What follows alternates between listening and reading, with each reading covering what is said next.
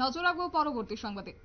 গতকাল রাধানগর এলাকার যে ঘটনা ঘটলো, কার্যত আগরতলা পৌর নিগমের 12 নম্বর ওয়ার্ড কর্পোরেটর শান্তনা সাহার বিরুদ্ধে যে অভিযোগ, যে শারীরিক নির্যাতনের অভিযোগ উঠলো, সেই নিয়ে আজ দেখা গেছে যে এলাকাবাসীদের পক্ষ থেকে এবং যে নির্যাতিতা হয়েছেন পায়েল দাস, তিনি কিন্তু বিক্ষোভে সামিল হয়েছেন। আজ দেখা গেছে সাংবাদিকদের সামনে গোটা বিষয় তিনি তুলে ধরেছেন এবং একই সঙ্গে আজ দেখা গেল যে শান্তনা সাহা, যার বিরুদ্ধে অভিযোগ উঠলো, তিনিও সাংবাদিক সম্মেলন করেছেন। গোটা বিষয় তিনি স্পষ্ট করেছেন সাংবাদিকদের মুখোমুখি হয়ে। কি বলেছেন তিনি, শুনুন।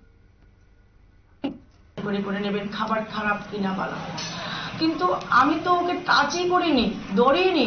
সে আমি বিকেলবেলা যখন আপনাদের নিউজের চ্যানেলে আমি দেখতে পেলাম যে সেই সমস্ত ব্যাপার, আরে কি আমি অবাক হয়ে গেলাম, এই সমস্ত ঘটনা কি। না, আমি কিছুই করিনি, ওকে কিছুই করিনি। আমি খালি মোবাইলটা ওর হাত থেকে নিতেছিলাম, বলেছি এটা ডিলিট করো, এটা ডিলিট করো, তুমি কেন এটা করেছো, এই কথাটা বলাতে ওর হাত থেকে আমি ধরেছিলাম মোবাইলটা, হাত থেকে মোবাইলটা মাটিতে পড়ে গেছে, কিন্তু ক্র্যাক হয়নি। কিন্তু পরবর্তী সময় কিভাবে ক্র্যাক হয়েছে এটাও আমি জানি না। এটা কি, আমার তো মনে হচ্ছে তার যে বিভিন্ন সময় আমার নানা রকমের ধমকি এবং হুমকি এবং আমাকে চেয়ার থেকে সরিয়ে দেওয়ার যে তার পরিকল্পনা, তার যে ষড়যন্ত্র, এটাকে সাকসেস করার জন্য এই ত্রাণ শিবিরটা, এই যে একটা মানে খুব খারাপ অবস্থার পরিবেশকে সে এটাকে হাতিয়ার করে নিয়েছে এবং এটাকে নিয়ে সে মানুষের সামনে প্রেজেন্ট করতে চেয়েছে।